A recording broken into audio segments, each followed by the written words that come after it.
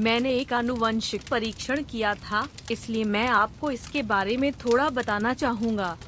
एक वस्तु है जिसे एलियनेशन कहा जाता है। अलगाव तब होता है जब आप अकेला महसूस करते हैं, तो आपके आसपास के लोगों के साथ सहानुभूति नहीं होती है और आप दूरी महसूस करते हैं। जो लोग आमतौर पर अलग थलग महसूस करने के लिए प्रवण होते हैं, वे महसूस करते हैं कि उन्हें बहुत बुरी किस्मत का सामना करना पड़ा है, उन्हें धोखा दिया जाता है आदि। अलगाव और जीन की इस भावना के बीच संबंधों की जांच के लिए एक अध्ययन किया गया था और यह पता चला था कि मजबूत अलगाव वाले लोगों में कुछ आनुवंशिक होते हैं विशेषताओं। ऐसा लगता है कि मैं एक खरगोश हूँ जो आसानी से अकेला महसूस करता है। मैं अपने मानसिक कौशल को थोड़ा थोड़ा करके प्रशिक्षित कर रहा हूँ, इसलिए मैं अब अकेलेपन से परेशान नहीं हूँ। मुझे लगता है कि मैं बड़ा हो गया हूँ। सज्जनों, देवियों, नमस्कार। यह ताकाजुन है। आइए आज अपने भविष्य के लिए ज्ञान का निर्माण करें। इस बार हमने पुरानी सूजन पर ध्यान केंद्रित किया। ऐसे कौन से पोषक तत्व और तत्व हैं जो सूजन के स्तर को कम करने की संभावना रखते हैं? पुरानी सूजन के बारे में कृपया इस बारे में सोचें कि सबसे बड़े कारकों में से एक माना जाता है जो इस समय सभी प्रकार के परेशान मानसिक विकारों सहित का कारण बनता है। बेशक, यदि आप इस घटक को बढ़ाते हैं तो यह ठीक है। ऐसा कोई सरल समाधान नहीं हो सकता। हालांकि यदि आप इसे आहार, नींद और व्यायाम को बेहतर बनाने के लिए एक सहायक भूमिका के रूप में उपयोग करते हैं, तो मुझे लगता है कि इसका एक निश्चित प्रभाव होगा। यदि आपको रक्त परीक्षण आदि द्वारा उच्च स्तर की सूजन का न्याय किया जाता है, तो आपको इसे आजमाना चाहिए। इसलिए प्रत्येक पूरक और घटक के लिए निर्णय विधि पिछले दिशा निर्देशों के अनुरूप होती है और यदि आप इसे मोटे तौर पर दोहराते हैं। साक्ष्य स्तर कितने अच्छे शोध उदाहरण हैं। डंडा बहुत उच्च इक्वल्स अच्छे डिजाइन वाले कई डबल ब्लाइंड यादृच्छिक नियंत्रित परीक्षण हैं।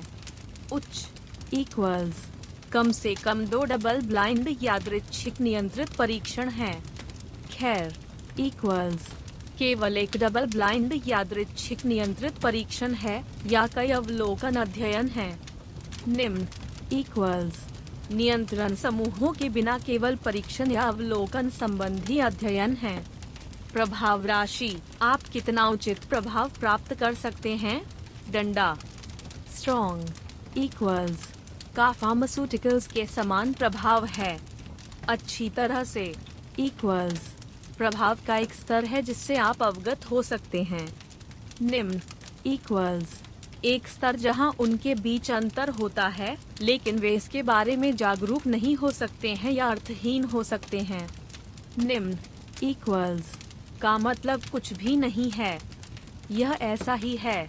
स्वाभाविक रूप से यह मेटा विश्लेषण में उपयोग किए जाने वाले दिशा निर्देशों के रूप में सख्त मानक नहीं है। हालांकि आम जनता के लिए पूरक का चयन करने के लिए इसका उपयोग करना पर्याप्त होगा। ओमेगा 3 साक्ष्य स्तर बहुत ऊंचा। प्रभाव का आकार कम या बल्कि परिणाम प्रयोग से प्रयोग करने के लिए बहुत अलग हैं। डंडा मुख्य साहित्य से पता चलता है कि 141 स्वस्थ पुरुषों और महिलाओं केवल ट्राइग्लिसराइड्स थोड़ा अधिक ने प्रतिदिन 0.60 ग्राम EPA और 0.26 ग्राम DHA पीना जारी रखा और सूजन मार्करों में कोई ध्यान देने योग्य परिवर्तन नहीं हुए। जब 68 विषयों को 2.5 ग्राम ओमेगा-3 एक दिन दिया गया, तो सूजन मार्करों IL-6 में कमी की पुष्टि हुई और चिंता भी 20% कम हो गई। जब 33 पुरुषों और महिलाओं ने हर दिन 2.4 ग्राम EPA और 1.36 ग्राम DHA पीना जारी रखा, तो कीमोथेरेपी के दौरान सूजन मार्कर कम हो गए। 77 मोटे पुरुषों और महिलाओं ने लगभग 12 सप्ताह तक एक दिन में 1.5 ग्राम ओमेगा-3 पीना जारी रखा, लेकिन सूजन मार्करों में कोई बदलाव नहीं हुआ। ओमेगा-3 की बात करें तो इसका एक प्रमुख विरोधी भड़काऊ प्रभाव है। मेरे पास उस तरह की एक छवि है। हालांकि फिलहाल यह एक स्थायी स्थिति हो सकती है जिसे न्याय करना मुश्किल है। जैसा कि आप देख सकते हैं, जो प्रयोग किए गए हैं और जो प्रयोग नहीं आए हैं वे स्पष्ट रूप से विभाजित हैं और कुछ स्पष्ट कहना मुश्किल है ना?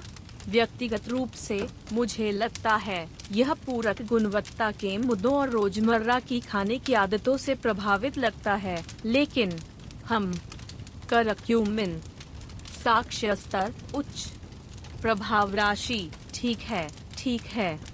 मुख्य साहित्य यह है कि जब ब्रांड मेरिवा के करक्यूमिन को ऑस्टियोआर्थराइटिस एक दिन से पीड़ित 100 पुरुषों और महिलाओं को निर्धारित किया गया था, तो 8 महीनों में लक्षणों में सुधार हुआ था और IL-6 और IL-1 भी जैसे सूजन माह का क्रमशः थे।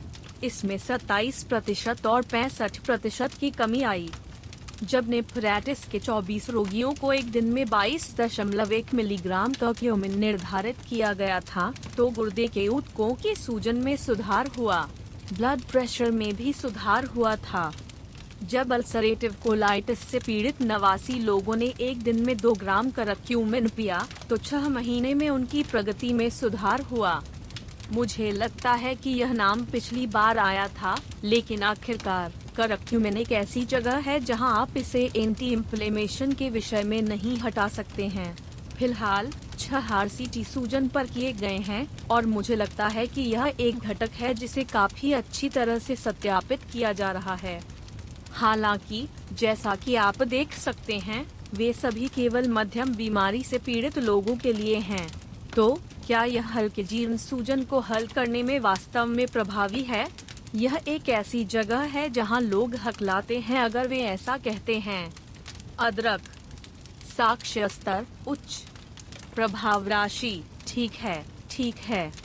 मुख्य साहित्य से पता चलता है कि 30 पुरुषों और महिलाओं के डबल ब्लाइंड RCT में, जो समूह 28 दिनों तक एक दिन में 2 ग्राम अदरक पीना जारी रखता था, उसमें भड़काऊ ईकोसाइनॉइड में कमी आई थी। जब 40 पुरुषों और महिलाओं को एक दिन में 2 ग्राम अदरक पीने का निर्देश दिया गया था, तो मांसपेशियों के प्रशिक्षण से जुड़े दर्द में काफी कमी आई थी। अदरक और दालचीनी जैसे हर्बल मिश्रण घुटने में गठिया से पीड़ित 92 पुरुषों और महिलाओं को निर्धारित किए गए थे और दर्द में काफी कमी आई थी। अदरक के अर्क के प्रभाव अभी अतीत में उठाए गए हैं, लेकिन इसमें अभी भी उचित संख्या में डेटा और प्रभाव थे। हालांकि यदि आप इसकी तुलना विशुद्ध रूप से प्रभाव की मात्रा से करते हैं, तो मुझे यह आभास होता है कि करक्यूमिन थोड़ा अधिक है। जापानी गांठ साक्ष्य स्तर ठीक है। प्रभाव राशि उच्च।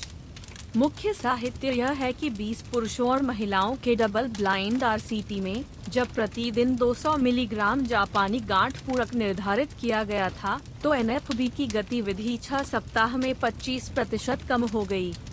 जापानी गांठ एक अपरिचित शब्द है, लेकिन बिंदु रेस्वेराट्रोल है।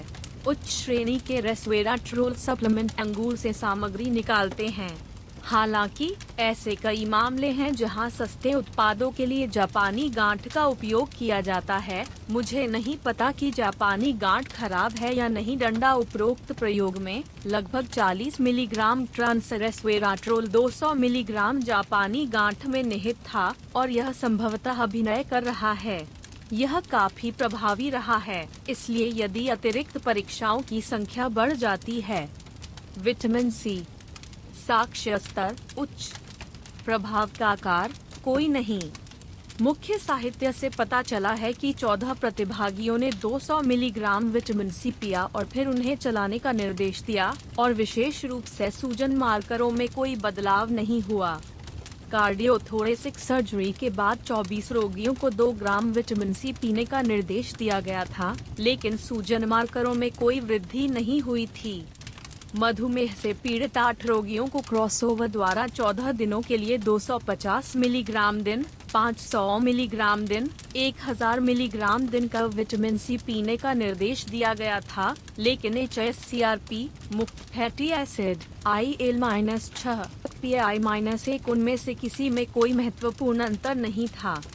विटामिन C की एक अच्छी छवि है, लेकिन यह सूजन के बारे में बहुत मायने नहीं रखता है।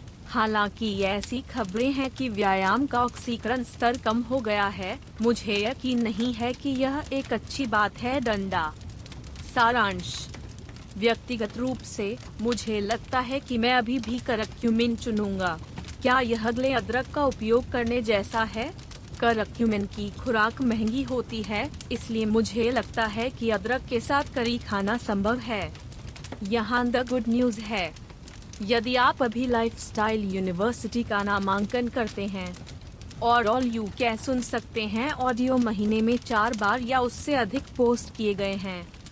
बेशक आप अब तक पोस्ट किए गए ऑडियो को सुन सकते हैं। यदि आप इसे आने जाने के दौरान ऑडियो बुक के रूप में सुनते हैं तो आप कुशलता से सीख सकते हैं।